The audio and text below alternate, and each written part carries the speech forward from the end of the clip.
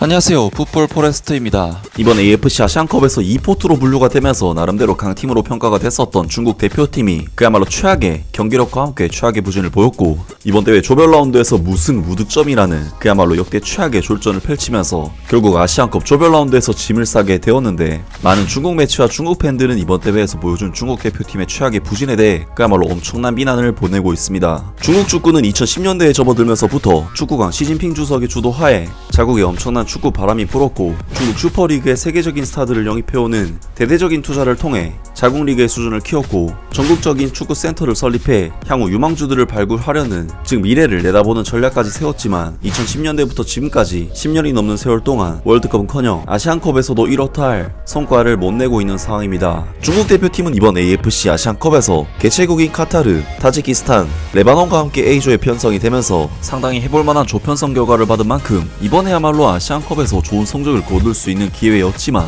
2포트로 배정을 받은 중국 대표팀은 3포트인 레바논 그리고 4포트인 타지키스탄 대표팀에게도 모두 밀리는 경기를 펼친 끝에 두 경기 다 치욕스러운 0대0 무승부를 거뒀고, 카타르와의 마지막 경기는 심지어 카타르 대표팀이 완전한 2군 라인업을 가지고 나왔음에도 0대1로 패배하고 말았습니다. 중국으로서는 다른 조 경기 결과에 따라 16강전에 진출할 만한 미세한 가능성이 남아있는 상황이었지만, 시리아 대표팀이 인도 대표팀에게 1대0으로 승리를 거두고 팔레스타인 대표팀이 홍콩 대표팀을 무너뜨리면서 결국 경우의 수가 사라짐에 따라 탈락이 확정되었는데요. 정말 중국 대표팀의 이번 대회 3경기 무득점 부진은 상당히 꿀조에 포함이 됐음에도 나온 결과이기 때문에 충격적일 수밖에 없는데, 중국의 방송국에서는 이번 대회 중국 대표팀의 성적이 그야말로 역대 최악의 결과라는 보도를 냈습니다. 1월 23일 생방송 뉴스, 이번 아시안컵에서 중국 대표팀은 2무 1패 0골을 기록하며 조 3위로 탈락했다. 이번 아시안컵에서 축구 대표팀은 적지 않은 기록을 세웠다. 중국 대표팀은 아시안컵 역사상 처음으로 무승을 기록했다. 아시안컵 참가 이력을 보면 축구 대표팀이 아시안컵에서 최소 1승씩은 거둬왔는데, 중국 대표팀이 아시안컵에서 무승을 거둔 것은 이번이 처음이다.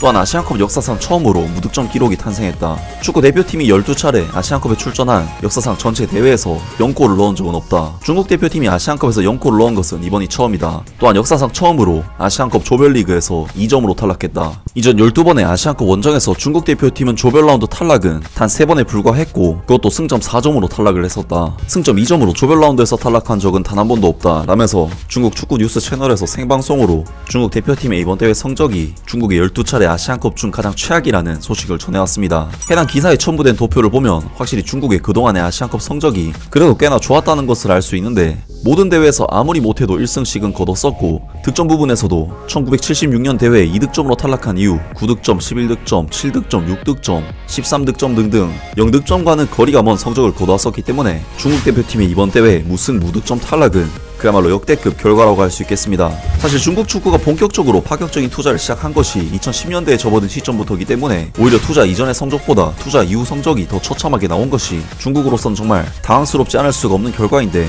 중국 축구 팬들은 중국 대표팀의 이번 아시안컵 광탈에 대해 당연히 엄청난 분노를 표출했습니다.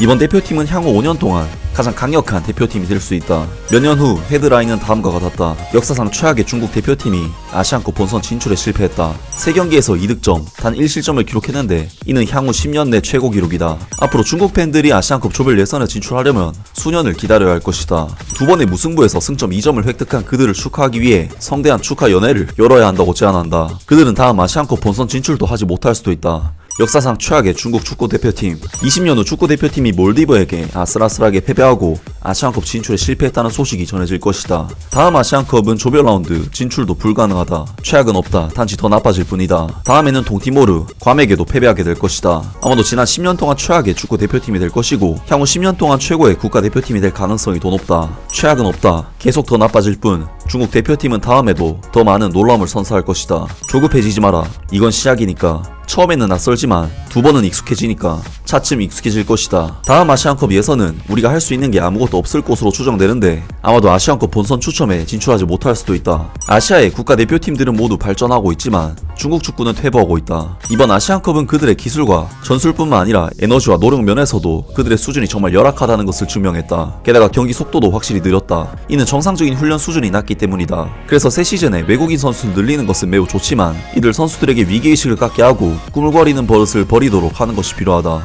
우주 쓰레기는 더 이상 지구상에 존재하기에 적합하지 않다.